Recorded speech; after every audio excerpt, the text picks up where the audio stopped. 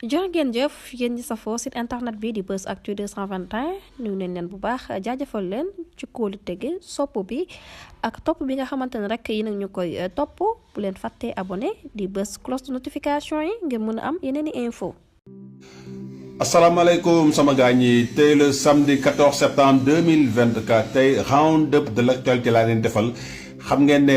kii di son excellence monsieur Bassirou Diomaye Diakhar Faye ginnaaw bi nga xamee ne tas na assemblée nationale bu réewum Sénégal oo tey élection pour le 17 novembre 2024 man Léon Baltasar lii tax ma génn sama kër le 17 novembre 2024 mooy maanaam rupture jëm ci wàllum institution rawatina assemblée nationale rupture jëm ci lépp li nga xam ne dafay jëm ci un type de député nouveau et assemblée nouvelle bi nga xam ne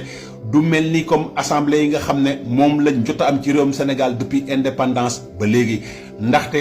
mënuñu depuis 2000 bii nga xamee ne Maître Abdoulaye Wade diggoon nañu changement mooy maanaam soppi 24 ans après ñun ñuy xeex pour le véritable changement ñun ñuy xeex pour de véritables institutions ñun ñuy xeex pour une véritable rupture te loolu boobu ba léegi mandargawul moo tax ba ma ne man de su ma naree génn sama kër le dimanche 17 novembre ay proposition yu leer nañ moo may tax génn sama kër te wax naa leen ne réewum Sénégal waratuñ toll ci gouvernement ba nga xam ne bu ñëwee rek indi ay institution boppam nañu verrouiller mandat président de la République du Sénégal nga xam ne ñaar la mën a doon ba pare ñu jël caabi ji tëj ko sànni ko géej noonu la ñu war a verrouiller institution bu réewum Sénégal ñu fexe ba waxtaan bu yaatu am ñu teg ay institutions yi nga xam ne beneen jiitu réew du ko laalaat parce que tamit mënuñu toog suñu dund yëpp di xeex combat politique am na yeneen combat yi nga xam ne war nañ koo mën a wàcc mooy liy jëm ci lu ñuy wax combat politique dem ci combat économique jëm ci combat social jëm ci combat yi nga xam ne maanaam du nekk di politique waaye mënuñu toog depuis indépendance ba léegi ñun africains yi suñu benn combat bi nga xam ne moom mooy combat biy jël suñu doole yëpp suñu kattan ak suñu lépp combat politique la dañoo sonn ci combat politique lu ñu soxla mooy ñu tegal ñu comme que dañoo newoon ne projet bii nañ fexe ba buñ ko rëccuñu ko dañoo waxoon ne dañuy changer système bi changement de système bi nag dafay mandarga ak assemblée nationale bii nga xam ne moo nar a ñëw ñoom ay députés yi nga xam ne bëggatumaa dégg lu ñuy wax ay majorité mécanique ñu am ay députés yi nga xam ne lépp li nga xam ne doxalinu gouvernement bi ñu koy saytu ba nga xam ne ministre bu def nakasul noonu wala premier ministre bu def nakasul noonu buñ la woowee nga ñëw wuyu si nga joyanti buñ la waree daaneel ñu daaneel la loolu mooy démocratie loolu moo am ci lépp li nga xam ne moom mooy normes internationales yi nga xam ne moom lañ teg ci lépp li nga xam ne démocratie majeure la mënuñu nekk ci réew bi nga xam ne nag dañuy wax changement pour changement rien ne change mooy maanaam rupture pour rupture gisuñu rupture man moo tax ba ma ne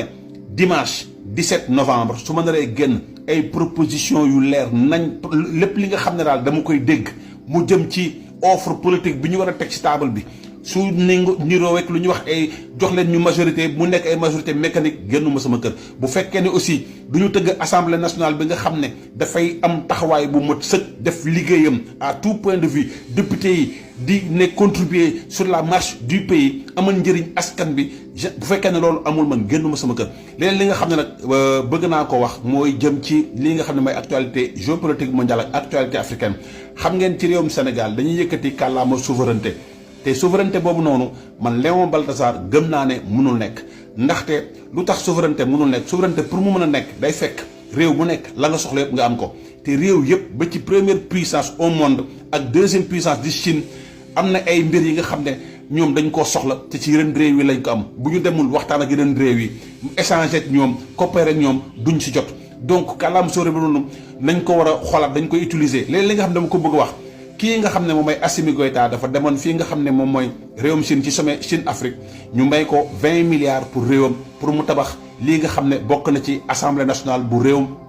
Mali te xam ngeen ne Chine moo tabaxoon Union africaine seen siège bi nekk ci Addis Abeba ba pare di leen espionné donc bu ñuy wax souveraineté yow mënoo tabaxal sa bopp sa assemblée nationale donc loolu mooy ban xeetu souveraineté yaatal bi nag mu ngi ci YouTube bi comme d'habitude actualité bi yëpp yaatal naa ko ci YouTube bi seen xarit la woon Léon Baltasar le Caméléon di leen ñaanal weekend jàmm ak salaam.